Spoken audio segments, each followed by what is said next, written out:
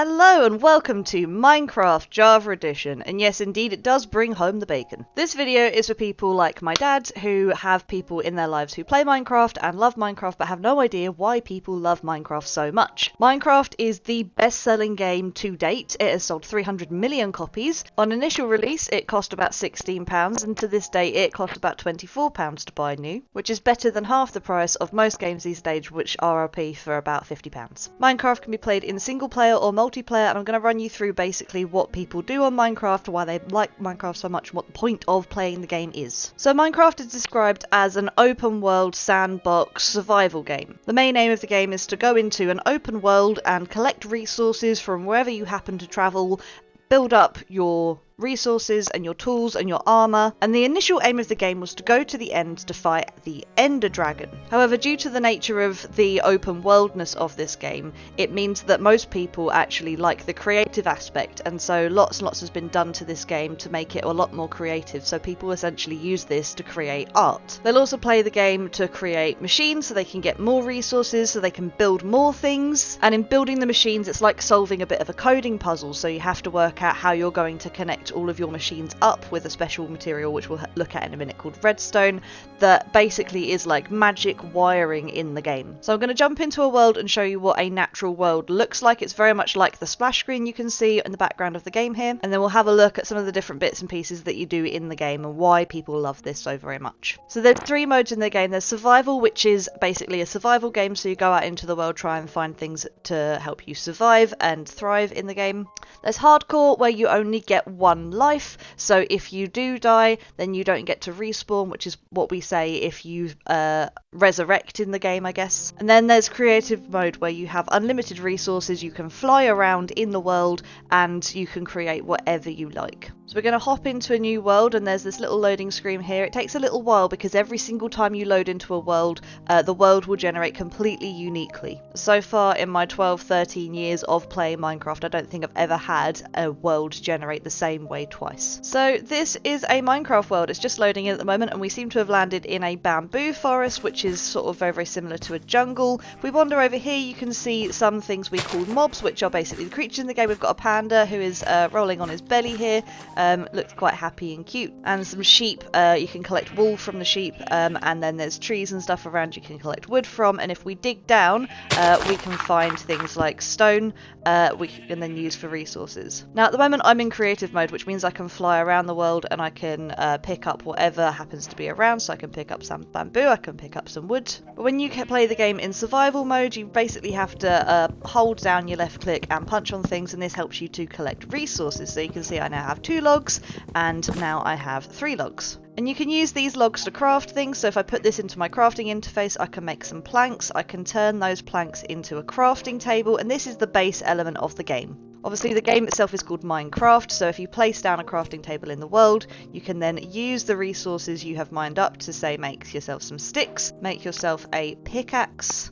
You can also make yourself a axe, or a hoe, or a shovel, or even a sword. And once you make these tools, you can pop them on your hotbar down here and you can use them to pick up resources. Now this is a pickaxe, so it won't work very well on wood, although you can break wood with it and nothing bad happens. And slowly over time your tools will break. So this is a wooden pickaxe. It only has 59 durability, which means I can only pick up 59 blocks. Now it's not just wooden tools you can make in the game, you can also make stone, iron, gold, diamond and netherite, and you can also make yourself armor, which is used to protect yourself in the game. Now pickaxes are what we use in the game to pick up things like stone, so if I use my wood pick on here, you can see it's quite slow and allows me to pick up a piece of stone. A stone pick is a little bit faster, an iron pick is faster still, a gold pick is incredibly fast, diamond pick is fast as well, and a netherite pick is almost instant. So compare that to our wood pick, it's quite quick, and it's worth getting these upgrades so that you can speed through the game a bit faster. Now each of these has different durability, so our wooden pick only picks up 59 things, our stone pick picks up 131 things, our iron pick will pick up 250 things,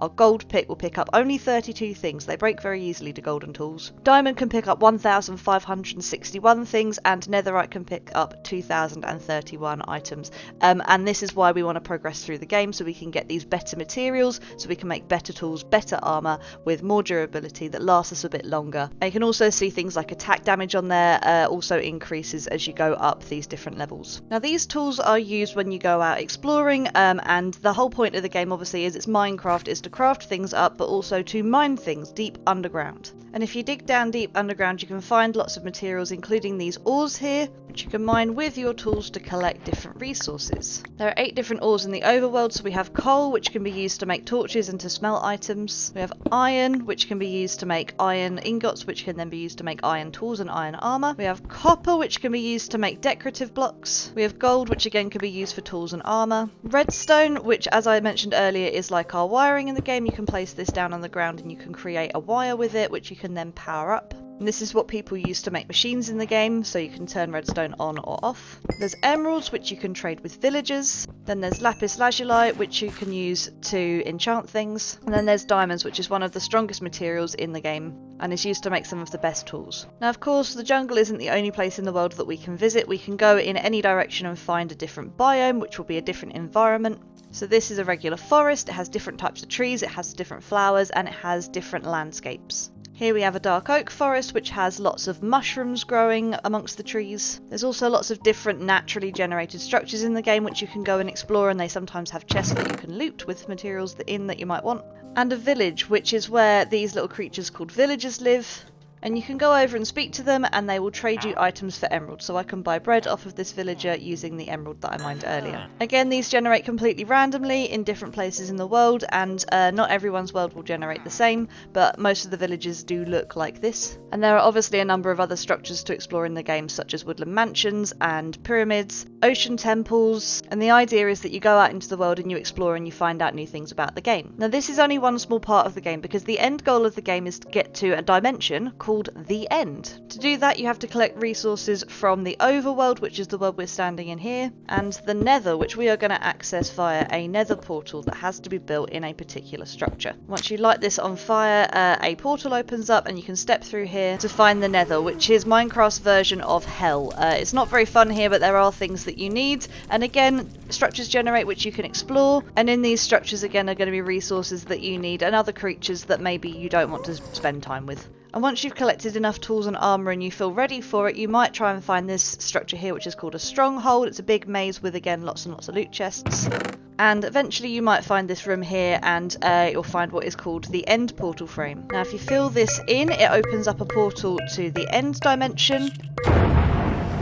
And if you jump through here, it takes you into the end where we will meet the Ender Dragon. Now the point of the game initially and the end point is to kill the Ender Dragon, which opens up a portal in the middle there that takes you back to the overworld, and you can go back to whatever it is you were doing in that overworld. However, people have since taken to using this game a lot more creatively, and so they will get to this point and then they will carry on in their world building things and creating things, basically whatever their heart desires. So once you've killed the Ender Dragon, you hear this horrible noise.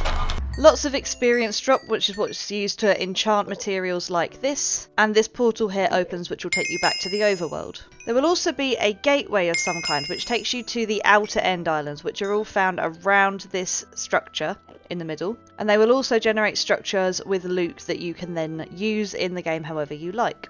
And this is where most people say the game actually begins, because you then have a lot of materials which you can use to basically create whatever you like. Now some people might build a little house like this, which probably took about half an hour to build and about another half an hour to collect all of the resources for it. Other people might build structures like this, which are a little bit more complicated to build and take a little bit more skill and a lot more materials. And you're for a bit more experience, you might build something that looks a bit like this. This is my storage room that I used in my old world when I played on the Destiny SMP, which is a survival multiplayer server where I played with lots of my friends. This is an example of a machine I was talking about, so if I press this button here, I get launched up into my house. And as you get more skilled, you'll build more and more complicated stuff using more and more different resources. So this is something that I did in my last season, and it was something that I was quite proud of. This took a lot of time and a lot of effort and a lot of resources, a lot of hours to create. And if we head outside, this was the entire area that I managed to create. So my house here, and then a great big cauldron and a massive summoning circle all sunk into the ground. So I built these cliffs around the outside and I placed all of the blocks that you can see essentially in front of you. Now, if you're really talented, you might create something like this. This is the Kingdom of Voctogard that my friend made. Took about a year and a half, maybe 2 years to build, and again, every single block placed by that one person.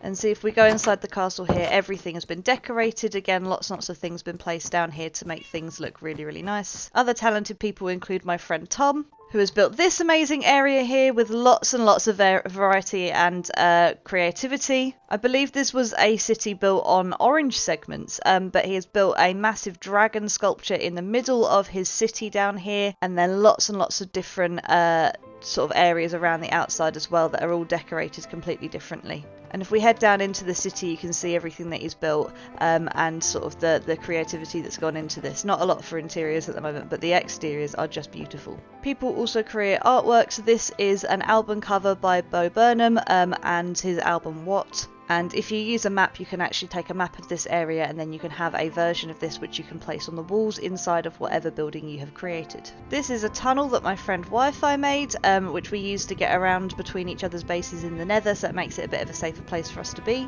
This is a base belonging to my friend Groot. I think this took her about a year to do, and again, all decorated beautifully, and her idea this season was to build a big tree, I guess. And you can go inside of the tree, and again, that's all been decorated up. There's lots of different materials and things around here, and this is basically where most of the game is played, making lots and lots of different things. You can see a statue of her there, and it's just, the whole idea is that the game is completely creative and completely your own, and you can do whatever you like with it. This area here is a portal to what we call our shopping district. And it's an area where we built shops where we could then trade with each other. So if I wanted to, say, go and get myself some honey or some candles, I could go into this bee up here. And someone else who's made lots of, say, honeycomb blocks, I could come in here and I could buy some honeycomb blocks, which I can then use in my own buildings. There's shops for food, there's shops for blocks, there's shops for tools. This was a build that my friends made because they wanted to start up a podcast, and so they created the Destiny Radio. This was the name of our server, Destiny.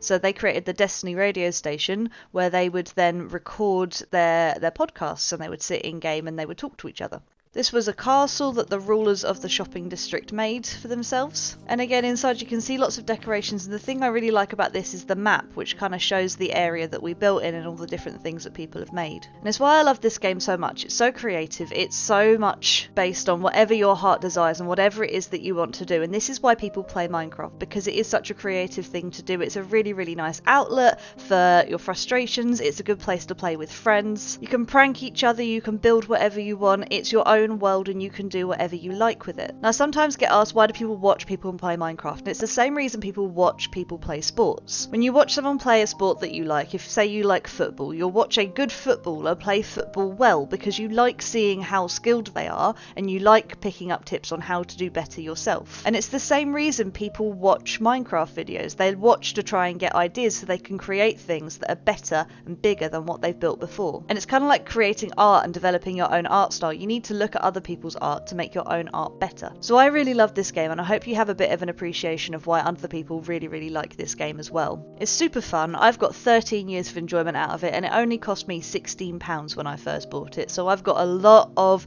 value out of a very, very cheap game. It continues to be one of the best-selling games in the world, and I really, really just love seeing how people use this to create whatever they like. So yeah, Dad, if you're still watching at this point, thank you, because I really like sharing this with you. And if there's any other parents out there or any friends who really didn't understand this, I hope you now have an appreciation for why people like this game so much and what the whole point of it is. Because really, there is no point. It's just whatever you feel like doing. It's completely creative and it's completely open to you. And maybe now you also want to play Minecraft. Anyway, thank you for watching this video. If you liked it, then leave a like on the video or subscribe if you haven't already so that you see more content like this, and I hope to see you next time. Bye bye!